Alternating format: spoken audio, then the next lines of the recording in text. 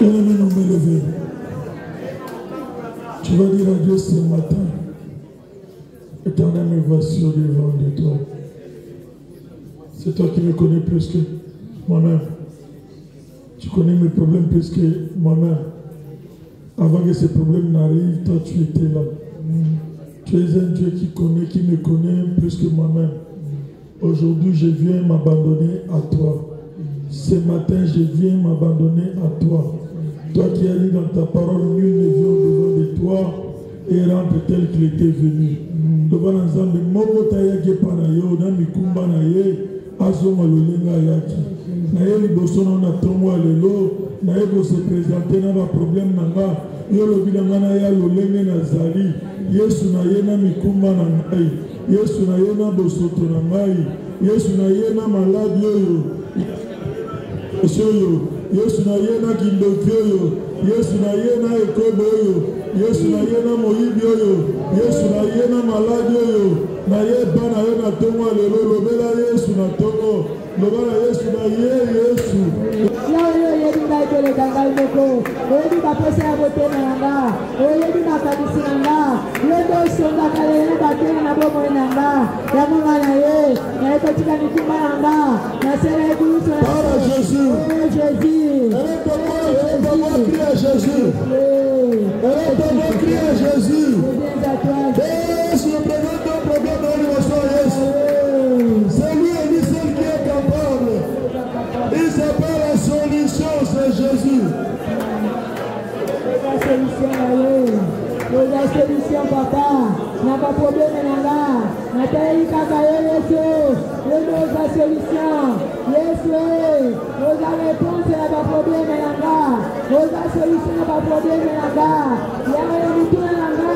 N'a pas de question, nanga. La réponse, n'a pas kaka la scène, n'a pas n'a kaka la scène, n'a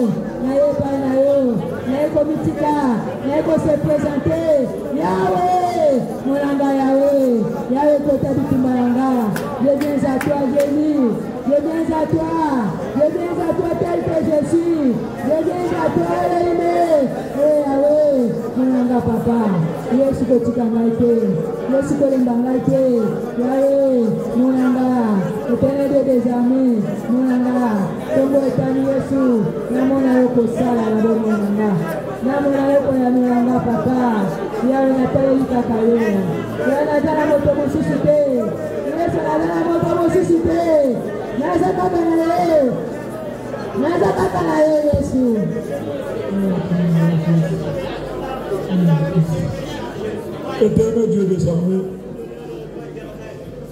le Dieu d'amour, l'homme de Galilée est ton nom. Ce matin, je viens une fois encore de plus te dire merci. Le fait de pouvoir nous garder pour nous amener en ce lieu en bonne santé. Seigneur, nous venons nous présenter au devant de toi avec nos problèmes, avec nos fardeaux. Nous savons que tu es le seul unique. Tu es capable de pouvoir nous donner la solution. Nous venons nous incliner au bas de ta croix, parce que c'est là où il y a la solution. Seigneur, que tout ce qui est de l'homme puisse se taire, afin que toi et toi seul tu parles. Seigneur, dispose nos cœurs, dispose nos âmes, dispose nos esprits. Ramène toutes nos pensées captives à l'obéissance de ta parole. Dans tout ce que tu feras dans nos vies ce matin, nous te recommandons toute la gloire. Que tu règnes en gloire et en majesté. En ton nom seul Jésus. Avec action de grâce, j'ai ainsi prié, j'ai dit Amen. Amen. Gloire à Jésus. Gloire à Jésus. Je vous salue au nom de Jésus. Amen. Ce matin, nous sommes venus pour prier. Chacun de nous a un souci. Chacun de nous a un problème. La Bible dit si quelqu'un a un problème, là, un souci, la solution ce n'est pas de parler. La solution ce n'est pas de se lamenter. La Bible dit la solution c'est de prier. Amen. Et comme nous savons que c'est ça la solution, voilà notre raison d'être ensemble. Nous sommes venus pour prier, afin que celui qui nous a créés, celui qui nous a créés à sa ressemblance et à son image, c'est celui-là qui s'élèvera, il descendra et il agira. Amen. Nous ouvrons nos Bibles dans le livre d'Ésaïe 45. Je lis à partir du verset 21c jusqu'au verset 22. Il n'y a point d'autre Dieu que moi. Je suis le seul Dieu juste et qui sauve.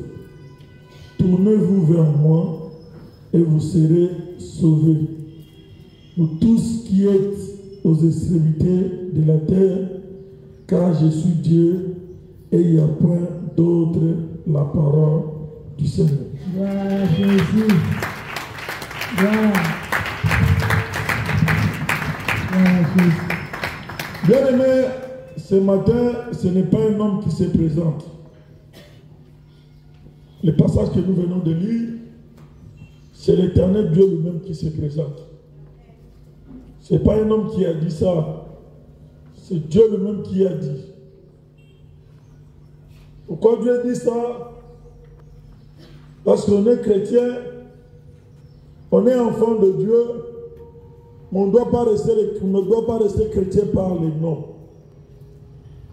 On doit être chrétien par les actes et les œuvres. Dieu a vu que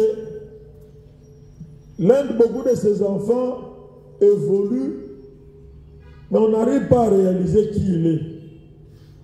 Voilà pourquoi il s'est présenté. Il a dit, je suis le seul Dieu, le seul juste juge. Donc pour dire quoi? Pour dire que quand lui il entre dans un problème, quand lui il entre dans un conflit, même si tu te retrouves seul contre plusieurs avis de personnes, lui il est celui qui prononce bien la justice et il est dans son équitabilité et il est droit dans sa justice. Donc il veut te dire quoi ce matin? Que lui il est le seul vrai juste juge. Amen. Je dis bien, il est le seul vrai juste juge. Amen. Non seulement il est le seul vrai juste juge, mais il est aussi celui qui sauve.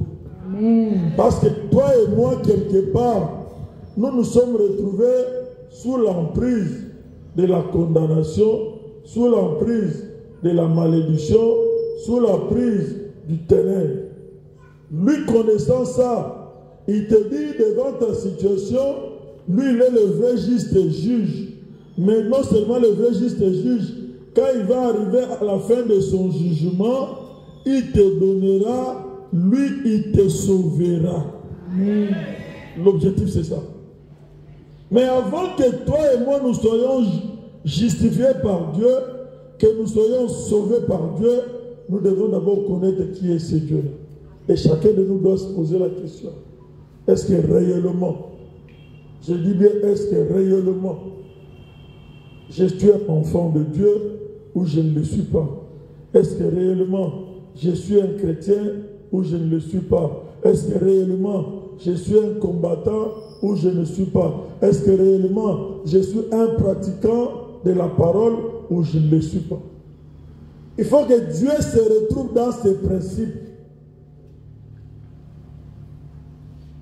Que tu le veuilles ou pas, hier on nous a parlé de l'histoire de Daniel. Lui dans sa justice, lui dans son bien-aimé, dans sa droiture. La Bible dit, les autres trappes, les conseillers du roi, ils ont comploté pour faire nuire à la vie de Daniel. Chacun avait son poste. Chacun était positionné dans le palais. Mais il voulait à tout prix nuire à la vie de Daniel. Je l'ai toujours dit, tu peux ne pas savoir. Pourquoi que mais ténèbres, ce que tu as décidé, va Salomon Abbé, à topé si Bamon, au Sali Bamon Bolam, au Saloka Mabé. À top Salim Benelin, Mouto, Azana Molili, Azana Mabé, au Saloka Mabé. Toi et moi, ce que nous devons faire, nous devons nous associer à Dieu. Rester serrés à Dieu. Parce qu'il n'y a que Dieu qui est capable, qui voit, qui connaît et qui est capable de pouvoir te délivrer. Mais il n'y a aucune condamnation qui est au-dessus de Dieu. Et si nous, toi et moi, nous le connaissons, ce n'est pas en vain que Dieu nous a amenés dans ce ministère. Si Dieu t'a amené dans ce ministère, si Dieu m'a amené dans ce ministère, Dieu sait que dans ta vie, dans ma vie, quelque part, il y a ce qu'on appelle un complot. Quelque part, il y a ce qu'on appelle une condamnation. Quelque part, on a signé des édicts, cela veut dire des ordonnances, des lois. Oba lobi ke nalibota oyo mutako bongate, nalibota oyo mutako balate, nalibota oyo okotomanda koute, nalibota oyo okende libosote. Il y a des édicts qui ont été déjà signés. Voilà pourquoi quand tu viens au combat, à peine arrivé, on te dit, tu dois entrer en profondeur pour humilier. Mais laisse-moi te dire, si tu ne te connais pas, tu passeras beaucoup de temps au combat. Une fois j'ai dit à un papa, je lui ai dit, fais gaffe. Tu risques de faire le travail de la coutume dans la maison de Dieu. Parce que quand on ne se connaît pas, on croira qu'on est en train de bien marcher. On croira qu'on est en train de bien faire. On croira qu'on est dans la bonne ligne. On croira qu'on est dans la bonne position. Mais sans se rendre compte qu'on est déjà dévié. Et quand on est dévié, les conséquences s'en suivent. C'est quelqu'un qui peut dire Amen. Quand il y a un combat, non. Non. Luka oyeba d'abord nazobala te pona. Quand tu connais la Bible dit ce qui est révélé est condamné. Quand tu condamneras bien aimé, tu connaîtras la cause de pourquoi tu ne te maries pas. La cause de pourquoi tu n'avances pas. Depuis que tu as commencé le commerce, ça n'évolue pas. Tu ne fais que retourner au même point de départ. Tu fais cela n'avance pas. Ressaisis-toi, rentre en toi, laisse d'abord ça. Kotana bosido, otuna nzambe, le pourquoi, pona nini yamo. De peur quoi? De peur que toi tu peux continuer à prier, tu peux continuer à déranger Dieu. Dieu dans sa souveraineté, il va te bénir. Parce qu'il est Dieu qui reste toujours dans ses principes. Il te verra que tu es tout le temps là. Tu marches dans la sanctification, tu marches dans la crainte, tu es dans le principe de Dieu, tu crains Dieu, Dieu te bénira. Ce n'est pas mauvais. Mais Dieu te bénira aussi longtemps que tu ne connais pas la profondeur de la malédiction, de la condamnation.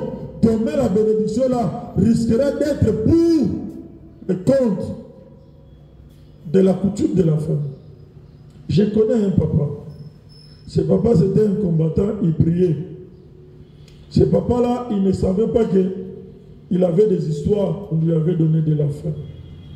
Ce qu'on appelle code et tout ça. Il avait ça. Il est venu au combat. Superflu, superflu. Bon rebelle, Azanabana. Mais il est tout le temps beaucoup plus dans la servitude. Il ne s'occupe même pas de ses enfants. Mitouka, mais à changer Mitouka, le voyage, ni là-bas. Mais on lui a enlevé l'intelligence de pouvoir acheter des construits pour ses enfants. Sur la côte là-bas, il y a le bi bomela à mes frères. Il y a un besoin, il y a un combien de cases dit casé, casé mon bouteille, il y a combien de abibon, parce que ma Dieu se va me là, donc sur la côte, faites les bandits. Au lieu de chercher à Luca, voilà sa vie passée. Au lieu de chercher à combat, il vient au combat, il était toujours superflu. Bien-aimé, tu sais, quand tu viens, les gens t'approcheront de toi, ce n'est pas parce que tu pries. Les gens qui prient beaucoup, qui gênent beaucoup, au moins on t'a reproché tout. Aïe, l'église, mon livre, mon l'église trop.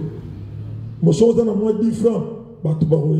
Mais joue 10 francs aussi là, au côté Kalayo Moko. Il vient pour l'intérêt. Il ne vient pas te soutenir. Il vient pour ne pas te soutenir. Tu serais informé de tout qui se passe au ministère. Tu connaîtras tout, tu ne feras pas des efforts. Les gens viendront vers toi. Mais les jours, bien aimé, j'ai reçu une maman. La maman là disait, elle est maintenant, elle est partie à Kinévé et son mari était au ministère. Elle dit, papa, nanda kunanga. Son ablamoui na 4 et na 5 et 6 heures du matin. Ma maman baba negoya, baono so baba mikolo nanga. Bakofana na ndako nanga ti na poko. Même si je me demandais est-ce que balama na badao na bango. Oyo ga vereza kitoko, a maman zwaka. Au stade za kitoko, maman zwaka.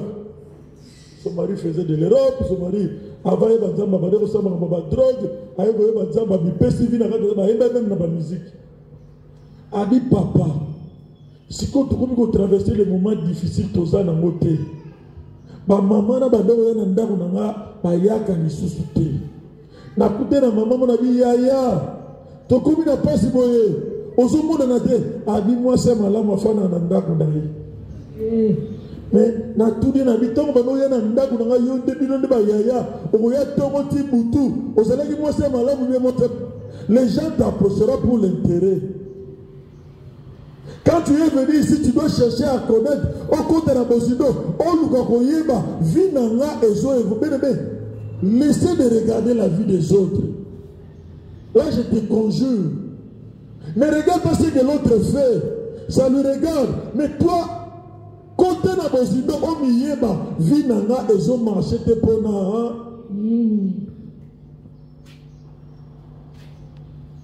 Tu dois chercher à faire le bilan de ta vie. Tu n'es pas venu accompagner quelqu'un ici. Les papas dont je vous parle là, aïe na combat caravini, cololi colo, aïe, balobi boye, basali boye, distraction. Mais les jours que le papa là est mort, on est en lit. Ou tu sais que ça là qui n'a pas. Ou tu sais que papa là il a mis tout. Il a acheté des voitures. Mais moi en étant marié au Koudé, je vais passer mon amaloba. Moi dans le bigaka. Okei otikelinga ni lupangu ni ndaku ni eloko batu babadi kolela baolela papa la te baolela bayibi ce qu'il était ce qu'il avait mais il regarde maintenant les enfants qui ont laissé à boti pas de belé matiki bangora bongo. Pourquoi? Les diables, si tu ne connais pas, il va t'aveugler. Tu es venu pour un problème, lui va te faire voir que non. Ce problème-là, ce n'est pas ça. Regardez ce que le papa j'ai dehors. Regardez, à la oh, tu n'es pas venu pour ça. La vie de papa j'ai dehors, tu ne connais pas là où il a commencé avec Jésus. Je faisais, maman, je faisais des pieds. Vous connaissez Kinshasa? Vous connaissez les parcs du Bouk? Zandu Kunana, le jardin botanique. Narosala Makolo, des jardins botaniques jusqu'à Lemba Salon. Lemba Salon. Donc, au Badi Kassavou, banzela ozo kena bato basili okomi na terminus on va dire que mata adoration à la 17e au parc là-bas l'adoration finissait pas avant 19h 20h au commandant aussi si adoration mon commandant au 22h 23h n'a risque d'être attaqué en route pour chercher ce Dieu. Tu dois connaître qui est ce Dieu. Aujourd'hui tu me vois, tu peux m'apprécier, mais si on te donne mon lendemain vu dans un lobby au Kokamote. Parce que si vous avez 50 francs, vous avez 1000 francs pour nos motos, au lobby n'a que des prières, dans un transport. Mais non, ce n'est pas question de transport. Tu dois connaître le Dieu que tu vas chercher. Il est qui pour toi? Moi j'ai un problème. Je dois aller chez le médecin. Je dois aller chez le juge. C'est lui qui a la dernière décision de ma vie. Dans le transport, moi je vais aller. Ce qui n'a qu'à le c'est peut-être le lot qui va prononcer la sentence par rapport à mon problème. Binge Bazar va prononcer la sentence par rapport à mon problème dans Bango. Bazala raté. Aujourd'hui, avis favorable. Mozala raté. Si le lot se donne là, mais il y a ça prononcé. Le coup la jour on a eu Kimaka. Mozala raté. Aujourd'hui, il va dire que si le lot le ramène, ça va s'appeler des réponses. Pourquoi? À cause de toute absence. Tu n'étais pas là. On a comploté contre Daniel, mais Daniel connaissait son Dieu. Alors lui, je préfère mon Dieu que de l'abandonner. La préférence en Médala, qui l'a dit quand ça. Soit un ministère, papa, ou l'équipe a déserté, c'est qu'il y a au couteau. Parce que nous sommes ensemble, nous sommes en code d'un moment, on s'est assemblé, d'être bon de la gare, aux autres cajolango. Mais quand on a le lien, le papa là bien aimé, celui-là qui est parti, jour qu'a Koufi, ta famille va boto limite tout cas. Même si bana ezalaya yete, ezalaya biso. Mais il se disait qu'il était chrétien. Mais pourquoi ils ont dit ça? Ils savaient qu'ils avaient investi sur lui. Ils savaient. C'est que tu dois faire tous les efforts que tu dois faire, ça doit être pour tes enfants. Maintenant, regarde, tu travailles tout, mais à la fin, c'est les enfants restent sans bénéficier de rien. À cause de quoi? Tu dis que tu pries, mais tu ne sais pas. Ce qu'on l'équipe a déserté dans le ministère dans nos communes. Tu dois passer par le désert. Et toi qui es venu, j'aimerais te dire, tu dois te réveiller pour savoir, quelle que soit ta situation, ton problème, il y a celui qu'on appelle le juste. C'est Jésus-Christ.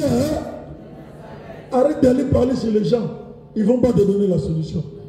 Quel est le Bélara Yesu? Kamouno, présentement au niveau de Yesu. Situation non, le Bélara Yesu. Yesu deux solutions. Il y a posé une question. Le Bélara va tout combien? La personne.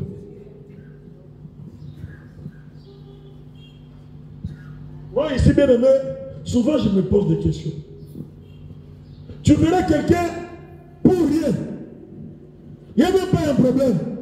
Papa, alors nous disons à tout le monde, bon, à combien il y a opposant. N'a pas besoin d'opposant. Attention, lui, papa, j'ai dit, je me pose des questions, mais mon tour est comme Moussika. Qu'est-ce qui se passe? Il dit, ma famille, bah, le banou qui est Moussika, il y a Zamambé. Bah, le banou, il y a Zamambé. Mais pourtant, peut-être c'est lui le canal par lequel Dieu va utiliser pour le besoin. Mais les ténèbres te diront qu'il est mauvais. Je ne suis pas parfait, je suis mauvais. Je cherche aussi la délivrance. Si je te dis que je suis parfait, c'est que je te mens. Je cherche aussi ma délivrance. Mais je te dirai la vérité. Je ne te flatterai pas. Et pour ta vie, je te dirai la vérité. Laissez la distraction. Daniel s'est retrouvé seul. Le roi ne voulait pas. Mais Daniel se retrouve seul. Parce que Daniel va voir qu'il y a la fausse oignon. C'était fini pour Daniel. Mais le juste juge a dit, nous a prononcé jugement à Daniel. L'accusé c'est Daniel. Va condamner faussement. Va condamner sans qu'un commettre délit. Sans commettre faute. Moi l'éternel Dieu, je suis le juste juge. Je suis venu pour sacrifié Daniel. Daniel, tu ne mourras. C'est lui le juste juge. La dernière décision lui revient. C'est à lui et à lui seul. Mais regarde ta situation. Regarde le nombre des années que tu as fait au combat. Regarde le nombre de temps que tu as fait au combat. Sors de l'administration. Sors de là. Hein? Tout problème devant Dieu a une solution. Je dis bien tout problème, sans exception. Ton Dieu n'a jamais échoué, il n'échouera jamais. Il faut oublier ma sentence ni ma prononçant. Il y a outil de libota mogo. Exemple, baba la gâté. Oye bien ou bien qui va te baba la gâté. Oye na combat comme na combat, arrivé au combat aux fiancés. Obadi ko beta ma solo. Oluki bato se confier. Tala kangama na motoyo akomemo na nzela ya prière. Amen. Ko kangama na motoyo akomemo na distraction te. Torobonsa mariage mais prière to kota. Ola na bato to kota ba prière condamnation ça torobonsa mariage ou tika mariage. Pourquoi? Il y a une condamnation. Il y a une loi établie. Tu dois combattre cette loi établie là. Regardez bien mon gars. Maman là nous dit, vous allez vous marier. Ah, maman Tobal, Aïbo Kebala na Lomé, na Congrès Lomé. J'ai Tobal à Awato. Nabi maman Moussalo, na sali na Kinyawa. Na ebe na 17e, na ore zurisko ba cadeau. Talaka au kamba prière. Chaque dimanche, vous avez un podium. Sur le talika nombre de foules en Abi, na Batoya, sur les 20, en tout cas 17, na Ozamati. Et vous ratez. Pour un des bases. Dans ma tête, c'était ça. Maman l'a dit Lomé. Mais je me retrouve à Lomé, de côté, Moutouté, ma délégation, ma délégation. Ah, Bali, que Dieu te voit, que Dieu te bénisse. Cadeau. Amen. Maman voyait dans l'angle spirituel. Il voyait dans l'angle spirituel, mais moi je voyais ça charnellement. Je voyais le cadeau. Mais maman voyait l'angle spirituel. Avec la famille, moi c'est dans les athées. J'ai dit, toi tu n'as pas de problème. Mais la famille n'a pas les athées. Et puis tout qui est là. Donc, les lois, bon, moi je fais quand même les droits. Dans les droits, c'est pénalement condamnable. Tout qui est là, on appelle ça d'autité. Maman dit, hé. Allô, tala, fanana maman langue. Ok, bah la mona va tout, on peut ça d'autres. Abibo bala non liboso, pas d'autres RS. Sur le cas, ils allaga. Maman ils allaga. Donc on parle de mission sur 9 de pesa ba d'autres. Il y a une condamnation et ça l'a raté. Il y a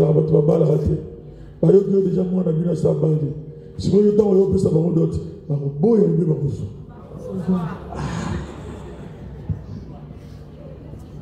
Baza est obligé de faire ça.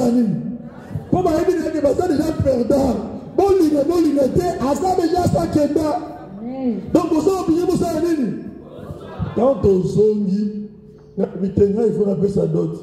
Il faut que la nord de la monnaie que par contre nous avons les langaï par les langaban la canis on a canis qui on a ouais déjà grande sœur moi si la maman moi ça missionnaire à Benguié on y évite que les guino a keguna abali déjà il y a on a la munga na tonga qui n'est pas maman moi si la ngai abi yo limbongo namna beaucoup là a tomoka a soignisa maman moi si la ngai il peut se faire sutuka qui parle?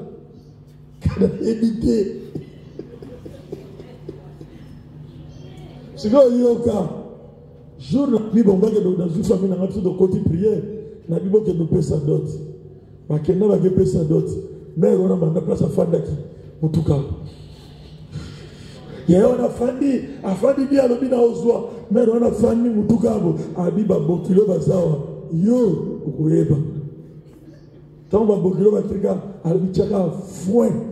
Yo soliste ngol bena yaki bon. Ma pesa d'autres défauts. Osubezali, Tchaka fouet au Zouelorote. Nabi, oh maman libre. Abi Tchaka fouet au Zouade. Tu veux connaître, il y a certaines choses que tu verras que ce n'est pas ça. Mais devant Dieu, c'est comme ça que Dieu veut que ça puisse aller. Tu dois connaître des hommes, parce que lui, dans sa justice, il peut te pardonner de beaucoup de choses, parce qu'il sait qu'il y a condamnation. Mais toi, tu sais qu'il y a condamnation.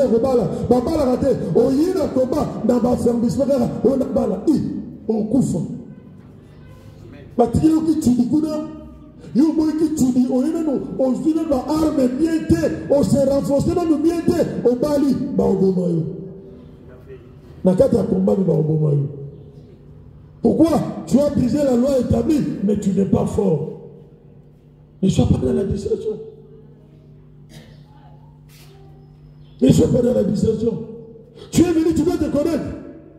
Ça va bien dans toute ta vie, dans tout ce que tu fais. Tu dois savoir la priorité de ta vie, c'est Jésus. La priorité. Si je commence à poser certaines questions, je vais te réchouer.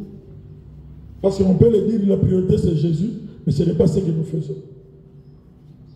Moi, j'ai vu les gens qui ont fait des engagements avec Jésus. Quand Dieu a béni, c'est fini. Ou bien un téléphone soit été. Mais tu m'appelais chaque jour, tu vas nous compter ma prière. On va papa sur Nzamba, sali vraiment. Na kopé sans Nzambe, on a 10e. Un 10e. Papa. Dans mon homme, tu viens chaque jour. Chaque jour, quand tu as prié, quand tu pries, tout ça la meilleure. Papa, Nzamba sali. Et 3 jours, les gars ont bien noté. Papa, papa, Omoni, ça veut dire, papa, c'est ce délai. Bien, Nzamba bon côté. Quand tu fais un vœu à l'Éternel, tu peux l'accomplir. Parce que on a bipé, à cause de ça, 10 fois plus. Il faut que maman a sérieux. Mais pourquoi tous déjà, on va jouer peut-être va visa, va voyager. Quand tu pars déjà, tu rentres automatiquement pour un mondele à mon commis crédible. C'est comme ça aussi avec Jésus. Tu dois manifester ta crédibilité devant Jésus. Si Jésus ne te trouve pas crédible, tu ne lui donnes pas bien aimé. Ma casse est là, le sous. Parce que je l'ai toujours dit, quand Jésus fait dans ta vie, il sait que na on a sali na bon monayo intérêt à Nzambe il fait ça. Yo zuna yo na intérêt à Nzambe au lieu. Mais les jours où on est malade, on a ma prière à souvenir. Ce n'est pas pour toi. C'est que tu es là, tu dis qu'il y a un simple gérant. Si tu sais réellement que c'est Dieu qui te bénit, le jour où tu auras un problème, on a ma prière à souvenir. On va souvenir de nous. Celui qui est capable de sécuriser ta bénédiction, c'est Jésus. Celui qui est capable de sécuriser ta bénédiction, on a péché les ensembles. Ce qui est la Bible dit le diable rôde comme un lion affamé qui cherche ce qui dévorer. Si tu n'as pas Jésus, dis-moi, qui sera ta protection? Si tu n'as pas Jésus, qui va te protéger? Quand on a un ministère, on a un sida, Zamba bikisi la sida. On a un ministère, on a un cancer, Zamba bikisi la cancer. On a un ministère, avant bien aimé, il y a un matadi, tu dois guérir le sida. Avant bien aimé, il y a un matadi, tu dois 24 ans de stérilité à Bota. Dis-moi qu'est-ce qui est incapable, qu'est-ce qui est impossible devant lui. Revois ta vie. Est-ce que vous tombez la main à Robin Manzam? Est-ce que vous tombez la main à la sanctification? Est-ce que vous avez un principe ensemble? Ce n'est pas parce que Dieu n'agit pas dans ta vie que Dieu n'est pas là, il est là. Parce que tu entends des témoignages. Mais c'est à toi et moi de rentrer en nous-mêmes, de nous poser la question, pour la même situation, ils ont qu'elle mettait. Est-ce que condamnation est bonne dans la main et le kinza de la makasi? Amen. L'eau éternelle est bonne dans la main. Est-ce que le kinza de la makasi? Amen.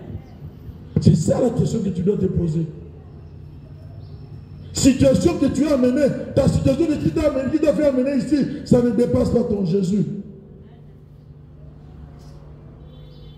Le Jésus qui est ici, la Bible dit, c'est un Jésus grand. Aujourd'hui, il se présente devant toi. Il dit, je suis le vrai juste et juge.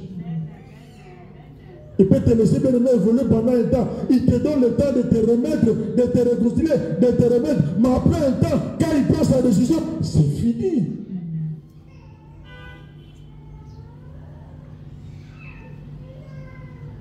J'ai dit hier au JCC, je leur ai dit, il y a un papa qui a témoigné à la 17e rue. Ce papa-là il travaille avec mort alors. Quand il témoignait, moi j'étais derrière papa et maman là. Papa dit à moi, ce monsieur n'est pas converti. Les hommes ont témoigné, on dirait tout ça là. On dirait ça on est. Pendant ce temps, lui quand il était là-bas, il tuait les gens, il sacrifiait les femmes déjà, il dégrossait déjà. Mais quand il témoignait, il n'y avait pas de remords à lui. Alors non, regretté. Papa ici, maman là, Abi, Moutoyo, Abomamité. On a témoigné, j'ai 17 dimanche, dans la 6 mois, papa. Il a dit à maman, il n'est pas converti. 20 ans après, aujourd'hui, AVC. Tu te laisses le temps pour que tu puisses te revenir. Tu as trouvé ça comme ça, mais il y a des liens, il y a des pactes que tu as fait avec Mormon. Tu es venu au combat, distraction. Au combat, le combat.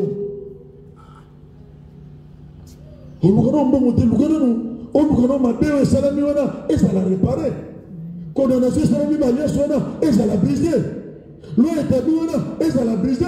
Parce que ce qu'on a bénéficié pour la mort, c'est lui qui va être bénéficiaire.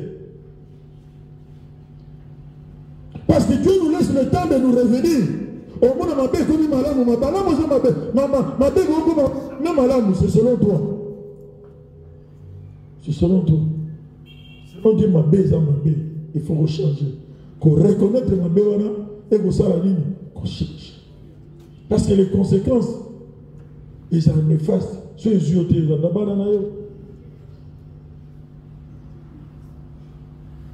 Le roi à la fin, il a dit à Daniel, le Dieu de Daniel n'a province oyo, n'a pas d'amboga oyo, oyo nyonso akokumisa nzamba Daniel te baobomaye. C'est ce que ta famille, c'est ce que ma famille a besoin d'entendre.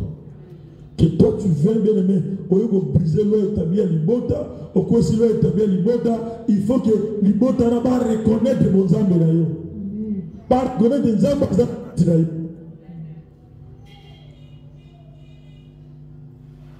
Une fois la grande sœur de ma femme est venue ici, elle a dit, hé,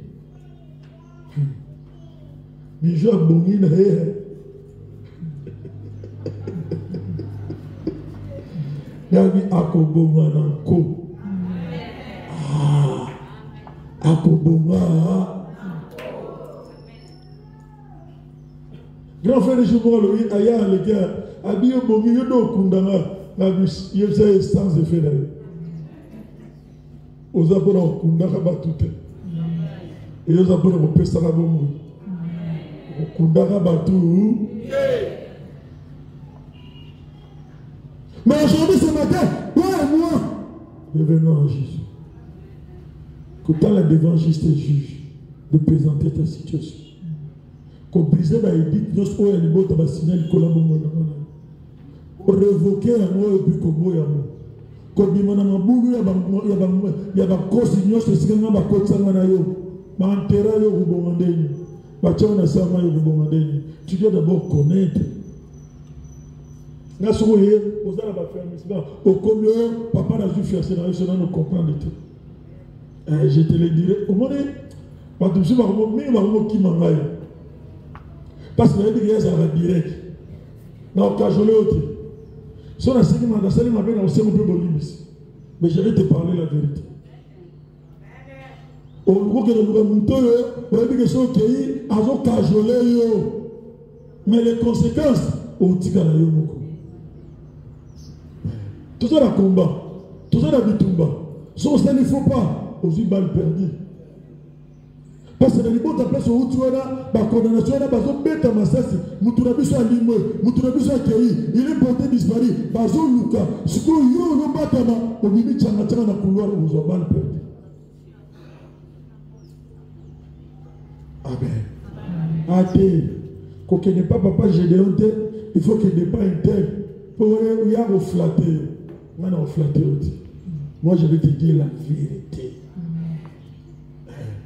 La soukaso na sali mabe na royemso les vouti là les vérités ça ni parce qu'on zamba tout ngana le banzambe na lobaki ça me ça ni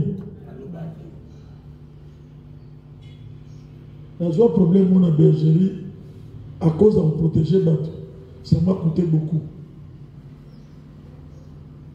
na jo a décidé à bi de vérité il faut le bas dans Bombarati. Amen. Amen. Luka mutoazo le belo vérité na yo que mutoazo flatter a même place morte. Ngana oye biso na bi mama oye na ba frémissement libala te sikote ya to bondela na. Comme je sais c'est moi papa d'habiter là na yebi déjà faire wana. On me mettre le sur la faire na yebi amela masanga. Oh papa, il y a un ça à télévision.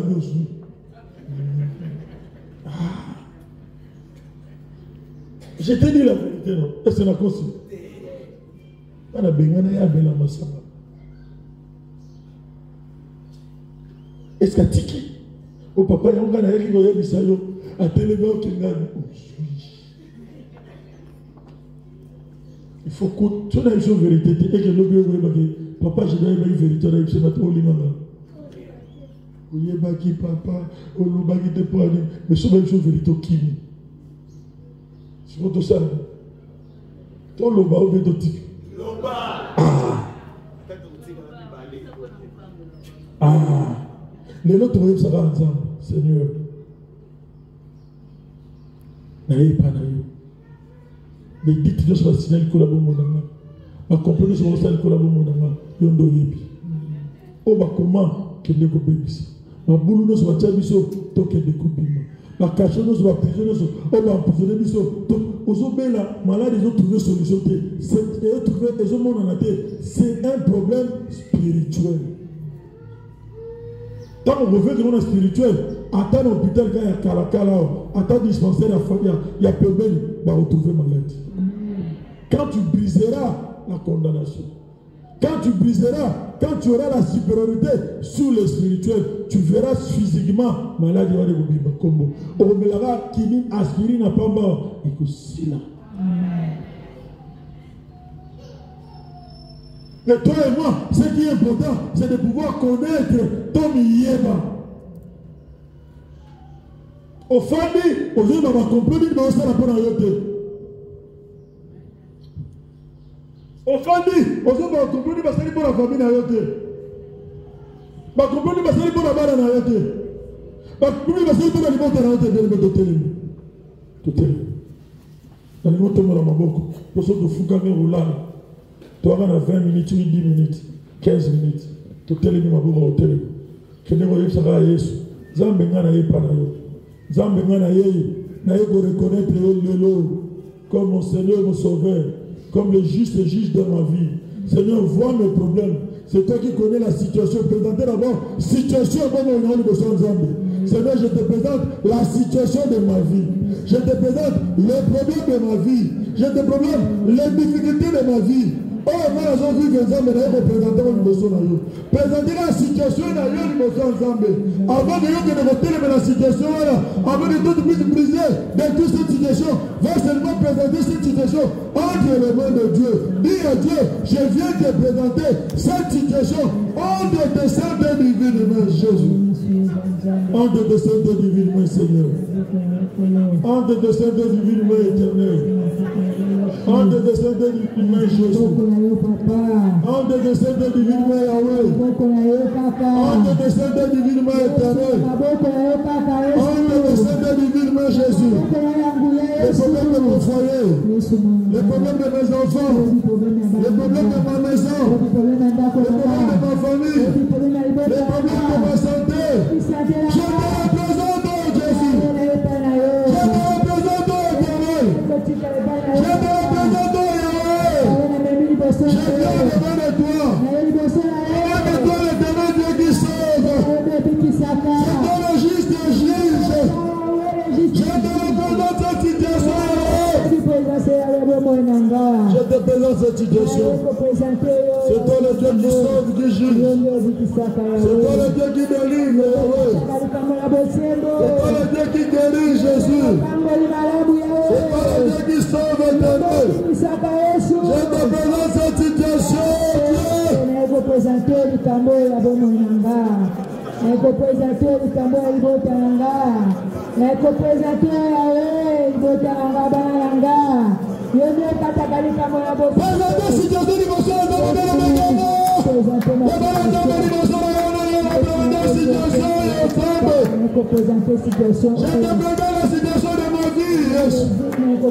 Dans mon famille, on a tout connu, Seigneur. Dans mon famille, on a tout connu,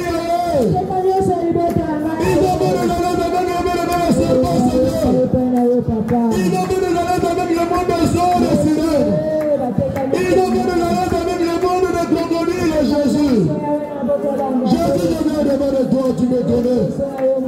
Jésus, je viens devant de toi, tu me connais. On a tout connu, Jésus. On a tout connu, Éternel. On a tout connu, Amour. On a tout connu, Jésus. On a tout connu.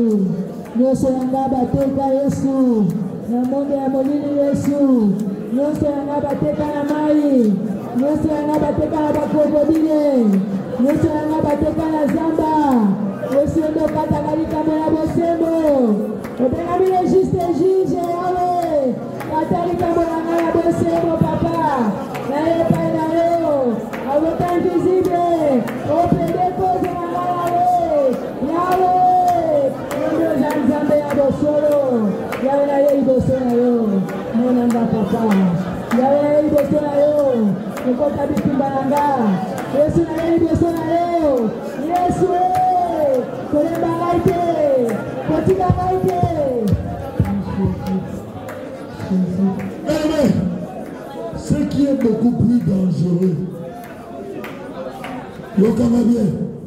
ce qui est beaucoup plus dangereux, aux bonnes de la awa, aux obéis de la Yesu, aux tiers sentiments, aux ongi sous na bébé ba o yebi ba j'ai en famille wana, aux ongi pas na bon mayo. Parce que quand tu pries ici, tu es en train de détruire beaucoup de choses. Tu es en train de détruire pas na bango, ba o mo netige, ba o tika na babo là. Quand tu as un recouffa, et quand tu rentres là-bas, il y a deux choses. Soit tu détruis ça, soit on te détruit. Amen. Daniel a fait qui encore. Mais de l'autre côté, ça va complot contre nous. Oui, ça va complot contre nous. Oui, c'est bien. Mais au Yébi et l'autre, Bazolo va les collaborer. Bazolo va bilamba, Bazolo bonga total. Kendel bozo total. De mettre le lot. Le lot, il y a ce que de révoquer. Ozo que de bébisa. Ozo que de renoncer. Ozo que de détruire. Complot nyonso. Basali na butu. Basali na moi. Basali na ténèbres. Basali na mai. Bénémé. Nzambe akela yote po yo otikala na situation na oyo zanamo. C'est une situation imposée. La situation que tu vis là, on t'impose ça. Aujourd'hui, tu dois refuser ça. Moi, je disais à Dieu,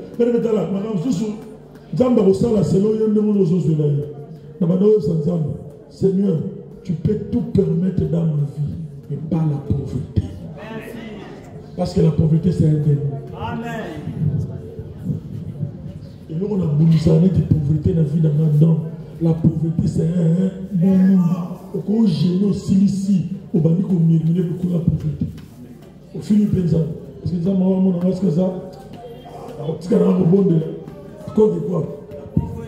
Pauvreté, Saoul, à Teka droit de naissance, Esaü, à Teka droit de naissance, et pas Jacob, Nicolas, comme ça,